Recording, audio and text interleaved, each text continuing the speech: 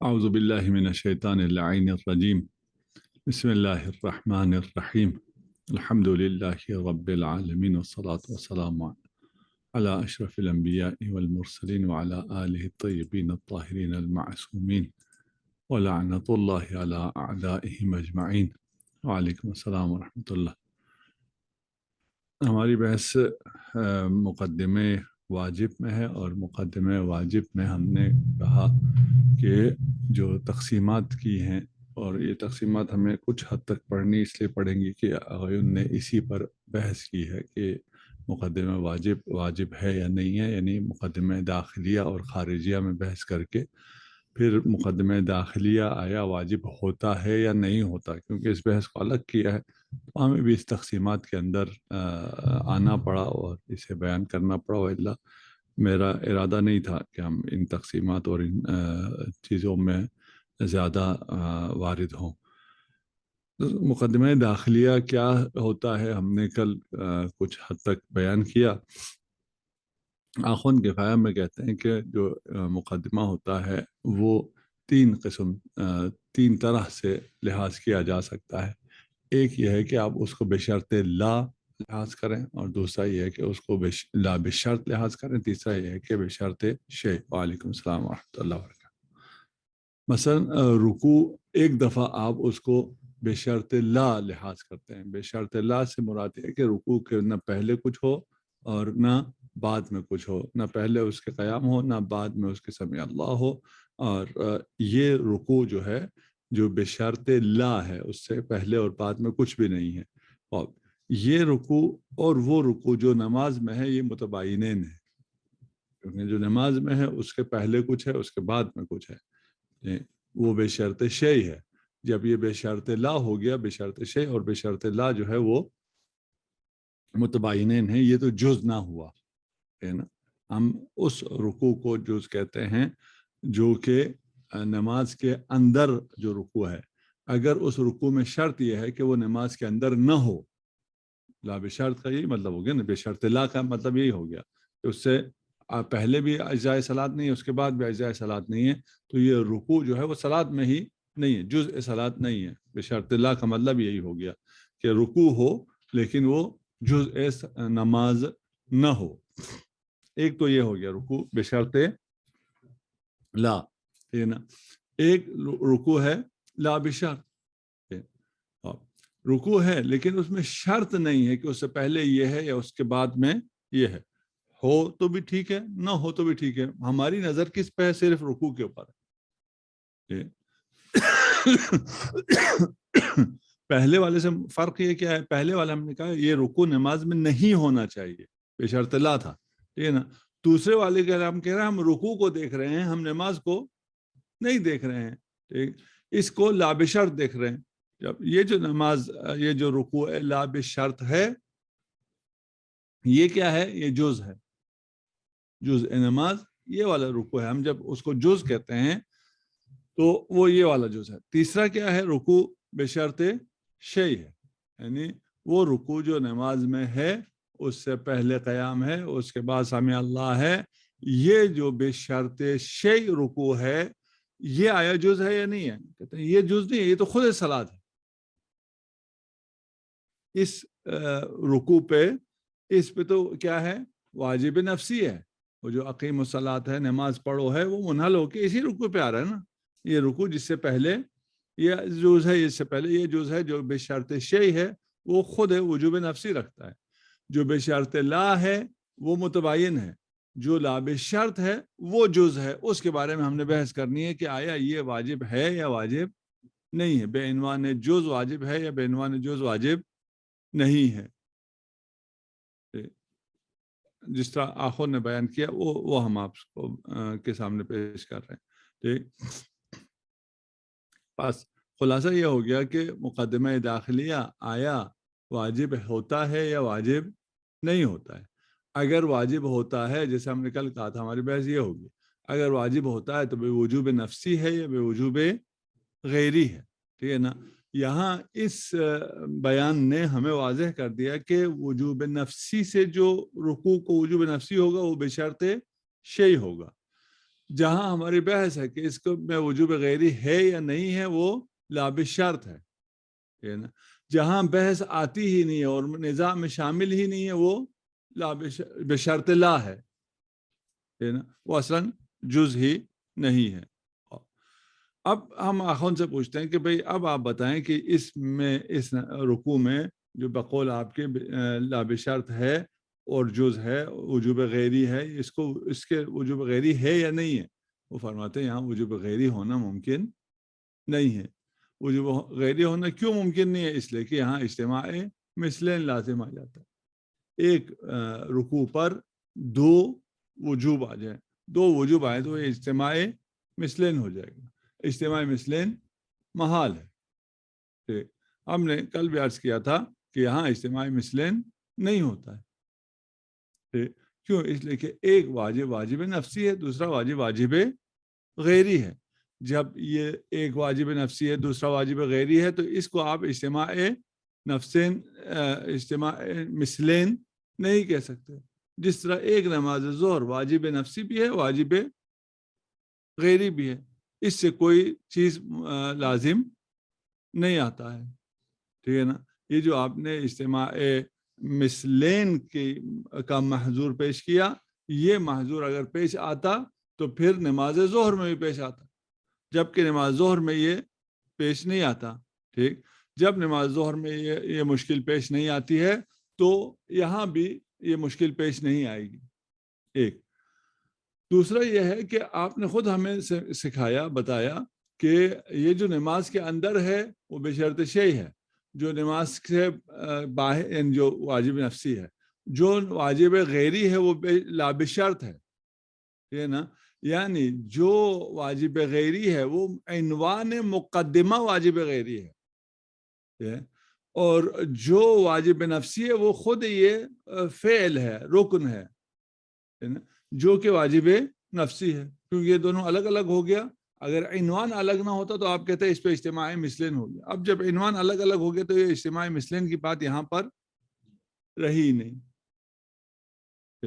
بس رکوع بے عنوان مقدمہ واجب وجوب رکھے گا. وہ رکوع جو بے عنوان مقدمہ واجب وجوب رکھے گا وہ وجوب غیری ہوگا. یہی رکوع وجوب رکھے گا اجزاء صلاۃ ہونے کی وجہ سے, ارکان صلاۃ ہونے کی وجہ سے, اسی وجوب نفسی کے ذریعے جو کہہ رہا ہے کہ نماز پڑھو اقیموا الصلاۃ. وجوب نفسی بھی ہو گیا, وجوب غیری بھی ہو گیا. مقدمات داخلیہ جو ہیں وہ واجب ہوتے ہیں یا نہیں ہوتے؟ ہم کہیں گے مقدمہ داخلیہ واجب ہوتا ہے. یہاں تک اسٹیبلش ہو گیا جی. ادھر آ کر نائنی یہ کہتے ہیں کہ بھئی یہاں اجتماع مثلین والا محظور تو پیش نہیں آتا. اس کو آپ ظہر والی مثال دے دیں یا عنوان نے مقدمہ لے کے آئیں یا جو بھی کریں, یہاں پہ یہ مشکل اجتماع مثلین کی نہیں ہے. ہم آپ کو ایک مثال اور بھی دے دیتے ہیں. آپ پر نماز صبح پڑھنا واجب ہے, آپ نظر بھی کر دیتے ہیں کہ میں صبح کی نماز جو ہے جماعت سے پڑھوں گا. اس نظر کی وجہ سے اس نماز پہ دو وجوب آ گئے. ایک صبح کی نماز آپ پہ ویسی واجب ہے, ایک وجوب افائے نظر کی وجہ سے آپ کے اوپر آ گیا. یہ جو دو وجوب آنے سے یہ اجتماع مثلین ہوتے ہیں؟ اجتماع مثلین نہیں ہوتے. کیا ہو جاتا ہے؟ ایک واجب مؤکد آ جاتا ہے نا, کہ نماز صبح جو ہے وہ وجوب مؤکد پیدا کر لیتا ہے. ایک شخص ہے وہ عالم ہے, اس لیے وہ اس کے اوپر ایک کیا آ گیا کہ عالم کا اکرام کرو. دوسرا وہ سید بھی ہے, اس کے اوپر دوسرا اکرام بھی آ گیا کہ ہاشمی کا اکرام کرو. یہ دو واجب اجتماع مثلین ہوں گے؟ اجتماع مثلین نہیں ہوگا, بلکہ کیا ہوگا, ایک واجب مؤکد بن جائے گا. اس کا احترام تو زیادہ بنے گا.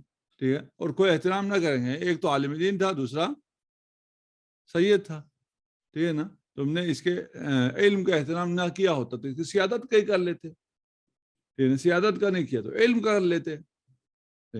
تو یہاں پر اگر دو واجب آ جائیں تو وہ ایک وجوب مؤکد بن جاتا ہے، اس سے کوئی وہ لازم نہیں آتا. کیا لازم نہیں آتا؟ اجتماع مثلین لازم نہیں آتا. اجتماع مثلین والی مشکل ہماری حل ہو گئی. ٹھیک. لیکن کہتے ہیں مسئلہ یہاں پر یہ ہے کہ یہاں اجتماع مثلین تو نہیں ہے، لیکن ان دونوں کا رتبہ مختلف ہے. واجب نفسی کا اور واجب غیری ایک رتبے میں نہیں ہے. یہ وہ ہاشمی کی طرح نہیں ہے، عالم اور ہاشمی دونوں ایک رتبے میں ہے نا. یہ عالم بھی ہے اور ہاشمی بھی ہے نا، کیونکہ ایک ہی رتبے میں ہے، اس لیے آپ واجب مؤکد آ گیا. لیکن یہ وجوب نفسی کے آنے کے بعد جا کر وجوب غیری کی بات آتی ہے. رتبہ وجوب غیری جو ہے وہ متاخر ہے کس سے؟ نفسی سے. تو یہاں آ کر یہ دو واجب ایک واجب مؤکد بن جائیں، یہ نہیں ہو سکتا ہے. مقدمات داخلیہ میں نہیں ہو سکتا. مقدمات داخلیہ ایک جو وجوب نفسی رکھتا ہے، اس کے بعد آپ اس کو ایک وجوب غیری اور دے کے مقدمہ واجب واجب ہے نہیں کہہ سکتے ہیں. نہ اس وجہ سے جو آخوند کہہ رہے تھے اجتماع مثلین لازم آ جائے. ہم نے اس کو تو حل کر دیا تھا، ہم نے کہا تھا یہ ہاشمی بھی ہے عالم بھی ہے، دونوں اکرام آ گیا، اکرام مؤکد ہو گیا، کوئی مشکل پیش نہیں آئی. لیکن یہاں مقدمات داخلے میں مشکل کہاں سے پیش آتی ہے؟ اس کا رتبہ اور ہے، اس کا رتبہ اور ہے.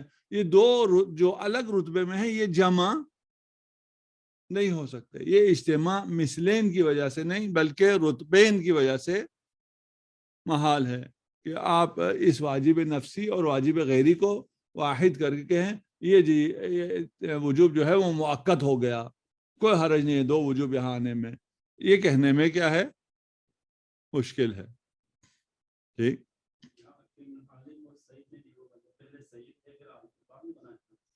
نہیں پہلے سید ہونے کی وجہ سے عالم نہیں بنا نا. پہلے نہیں بنا، بعد میں نہیں بنا. ابھی ہمارے سامنے ہے، ہمیں اس کا پہلے پتہ ہی نہیں ہے وہ کیا ہے کیا نہیں ہے. ٹھیک ہے نا. یہاں پہلے وجوب نفسی آئے گا تو وجوب غیری آئے گا نا. ٹھیک ہے نا. ادھر تو ایسا نہیں ہے کہ وہ پہلے عالم ہو، سید ہوگا تو عالم بنے گا. وہ سید نہیں ہے تو بھی عالم بن سکتا. ٹھیک ہے نا. اور یہ جو خارج میں فرد موجود ہے اس میں کوئی ترتب نہیں ہے. ٹھیک ہے نا. یہ سید بھی ہے عالم بھی ہے، خلاص. ٹھیک ہے نا. عالم کا سید ہونے پہ، سید کا عالم ہونے پہ کوئی ترتب نہیں. ٹھیک ہے نا. دونوں ایک رتبے میں ہیں، عالم بھی ہے سید بھی ہے. یہاں اجتماع ہو گیا. لیکن واجب نفسی اور غیری میں ترتب ہے. واجب غیری کب آئے گا؟ واجب نفسی آئے گا تو اس سے یہ متولد ہو رہا ہے. وَإِلَّا واجب غیری ہے ہی نہیں. رکوع کہاں سے واجب غیری ہے؟ بس رتبہ واجب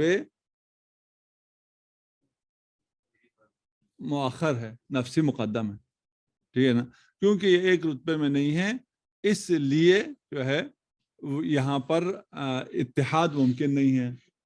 ہم کہیں جناب یہ ایک امر ہو گیا اور ایک امر جو ہے وہ کیا ہے؟ امر مؤکد ہے. ٹھیک. اس کو آیت اللہ خوئی نے جواب دے کہا کہ اختلاف رتبہ ہے، ہم مانتے ہیں اختلاف رتبہ ہے، لیکن اختلاف رتبہ مانع از اتحاد ہے، یہ کس نے کہا ہے؟ بھئی ابھی تو دونوں ہیں نا. ابھی کیونکہ دونوں ہے، ہم ابھی دونوں کے ہونے کو لیں گے. نماز صبح واجب تھی پہلے، اس کا رتبہ پہلے وجوب ہوگا. ٹھیک ہے نا. اس کے وجوب کی وجہ سے اس میں کوئی حسن ہوگا جس کی بنا پر آپ کیا کر سکیں گے؟ نظر کر سکیں گے.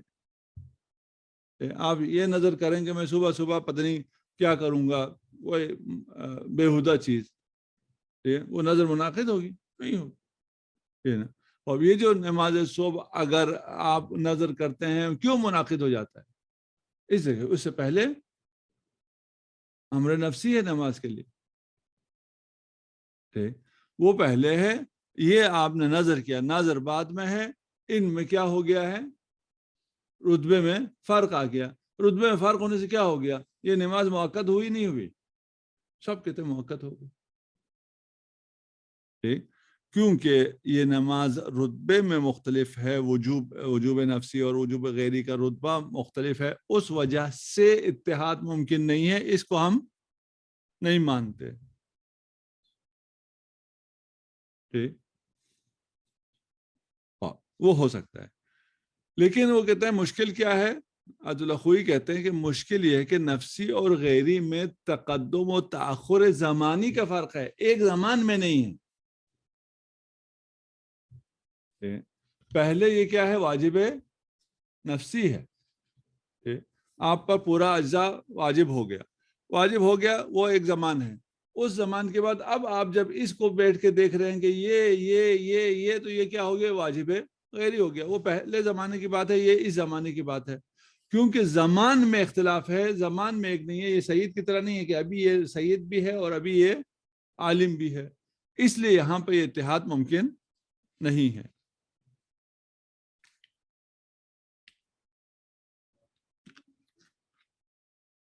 تقدم رتبی اور تقدم زمانی میں فرق ہے. رتبے میں نہیں، رتبہ زمان سے نہیں ہے، ٹھیک ہے نا.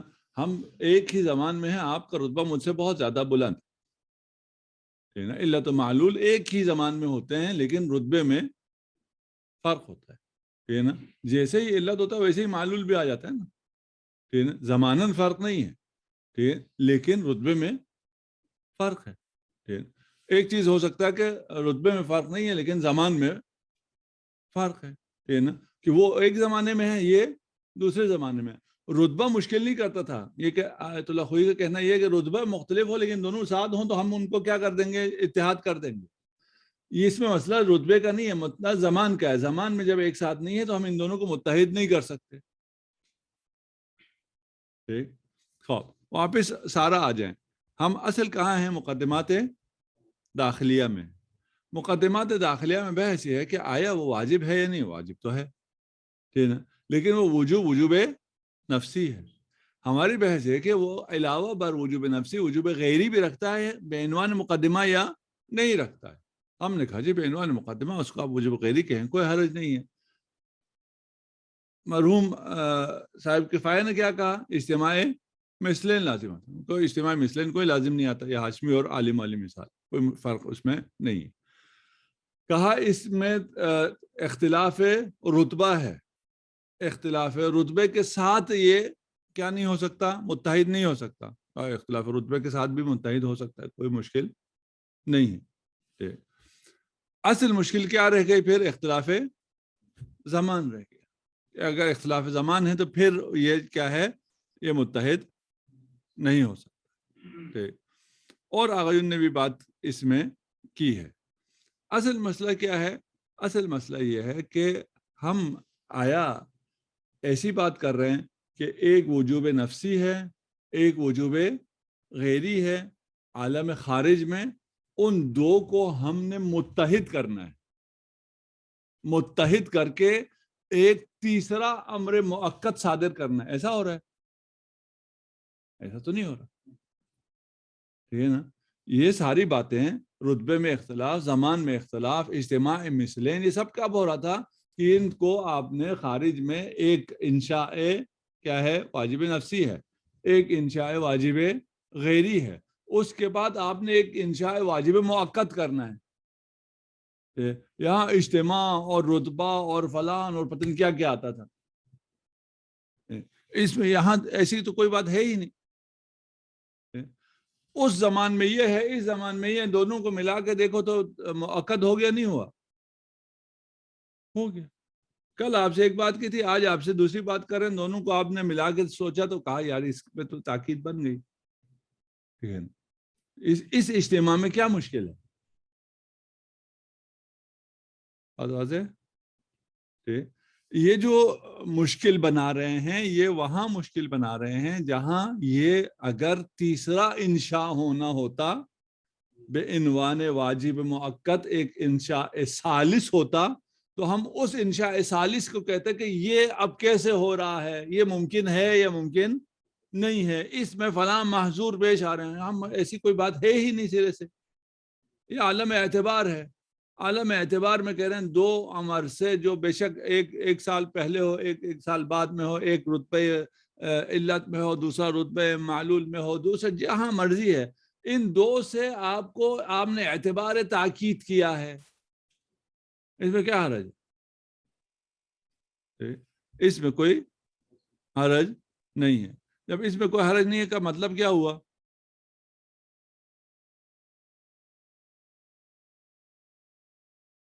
ہاں، وہ مقدمہ جو ہے وہ مقدمہ داخلیہ واجب غیری ہو سکتا ہے، اسے واجب غیری کہنے میں نہ اجتماع مثلین لازم آتا ہے، نہ تقدم و تاخر کوئی مشکل ہوتا ہے رتبی، نہ تقدم و تاخر زمانی کوئی مشکل ہوتا ہے۔ آپ کہہ سکتے ہیں کہ یہ واجب جو ہے وہ واجب ہے، بے عنوان مقدمہ واجب ہے، اور مقدمات داخلی بھی جو ہے وہ واجب ہوتے ہیں۔ ٹھیک، اب آئے ان کے کوئی ثمرہ ہے ان ابحاث کا یا ثمرہ نہیں ہے، اور ان نے کچھ ثمرے بیان کیے ہیں، وہ آپ لوگ خود دیکھ لیں، اس میں ہم آپ زیادہ وارد نہیں ہوتے۔ ٹھیک ہے، کہ اگر ہم کہیں مقدمات داخلیہ واجب ہوتے ہیں تو پھر یہ ثمرہ ہے، اگر نہیں کہیں تو پھر یہ ثمرہ ہے، جس کی بنیاد پر ہم آپ کا یہ سارا وقت لے رہے ہیں۔ وَإِلَّا آپ کہیں یار مقدمات داخلیہ واجب ہے یا نہیں ہے، سوال ہی نہیں ہے، میں نے رکوع تو کرنا ہی کرنا ہے نا، واجب ہے رکوع مجھ پہ، چاہے وہ نفسی ہو چاہے غیری ہو۔ اس غیری بنانے سے کیا ہو جائے گا؟ ایک غیری اور مؤکد بنانے سے کیا ہوگا؟ میں رکوع کا ذکر کوئی زیادہ گاڑا پڑھوں گا؟ کچھ بھی نہیں، یہی ہوگا جو ابھی ہے۔ آپ اس کو کہیں وہ صرف وجوب نفسی رکھتا ہے، ٹھیک ہے نا، یا آپ کہیں وجوب نفسی و غیری دونوں رکھتا ہے، یا آپ کہیں یہ مؤکد ہے، یا اجتماع مثلین ہے، یا اس کا رتبہ کدھر ہے، جو مرضی کرے، آخر میں میں نے ایک رکوع ہی کرنا ہے نا، اور وہ رکوع کرنا مجھ پہ واجب ہے۔ یہ اس کی طرح نہیں، سیڑھی لگانے کی طرح نہیں کہ آپ کے پتہ نہیں واجب ہے یا نہیں ہے، پاسپورٹ کی طرح نہیں ہے کہ آپ کے پاسپورٹ لینا ہے مقدمات خارجیہ، ٹھیک ہے، کہ اس کے بغیر یہ خود واجب تو ہوتا ہے۔ اب یہ طواف کی بات ہو رہی ہے، سعی کی بات ہو رہی ہے، رکوع کی بات ہو رہی ہے، وہ تو واجب ہے، وہ وجوب نفسی، تو یہ لغو ہے، آپ خواہ مخواہ بات کریں جناب علی اس میں وجوب غیری ہے یا نہیں ہے۔ آئین نے اس کا ثمرہ بیان کیا ہے، اور اس پہ پھر قیل و قال بھی ہیں، بہت ہیں، وہ آپ لوگ خود کریں گے انشاءاللہ۔ اس کے بعد جو تقسیم کیا ہے وہ مقدمے کو مقدمے متقدم، مقارن اور متاخر۔ وہ جو مقدمہ مقارن ہے یا متقدم ہے اس میں تو کوئی اشکال نہیں، اصل اشکال کہاں جاتا ہے؟ جہاں پر مقدمہ جو ہے وہ متاخر ہے نا، جسے شرط متاخر بھی آپ کہتے ہیں۔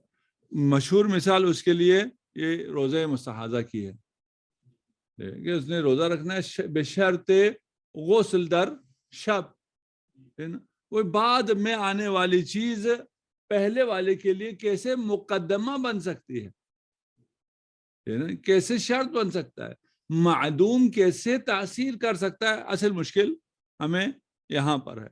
اس میں جو حکم میں ہے وہ یہ ہے کہ اگر آپ کا کل وہ آتا ہے، مہمان آتا ہے، تو آج آپ کیا کریں؟ گوسفند لے کے رکھیں ہیں، گوسفند آج لینا ہے، اور اس کا شرط کیا ہے؟ کل مہمان کا آنا ہے، شرط متاخر ہے حکم میں۔ تک اس میں کیا کہتے ہیں، حکم وضعی میں آپ کا یہ بے فضولی ہے، بے فضولی جو ہے وہ صحیح ہے، صحت بے، اور شرط متاخر کیا ہے اس کی؟ اجازت جو ہے، اذن۔ خواب اس میں بحث سارا جو ہے وہ یہ ہے کہ آیا شرط متاخر جو کہ معدوم ہے وہ ابھی جو موجود ہے اس کی نسبت مؤثر ہو سکتا ہے یا مؤثر نہیں ہو سکتا ہے؟ انشاءاللہ اسے پھر ہم کل دیکھیں گے۔ صلی اللہ علی محمد و آلہ الطیبین الطاہرین۔